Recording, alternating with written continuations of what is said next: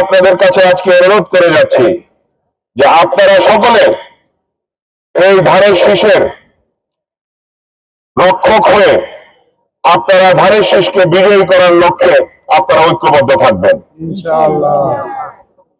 এই মনোনয়ন শুধু আমার একার নয়, এই মনোনয়ন আপনাদের সকলের, যারা আমরা বিএনপির নেতা কর্মী এই গত 18 বছর অত্যাচার নির্যাতনের শিকার হয়েছি।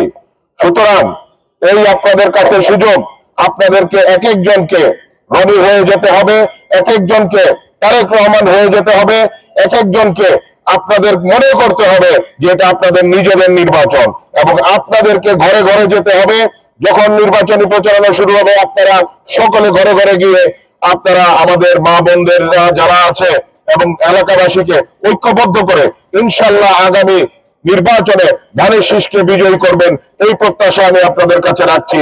আপনারা দুই হাত তুলে আমাকে আশ্বস্ত করেন যে আপনারা সেটা করবেন।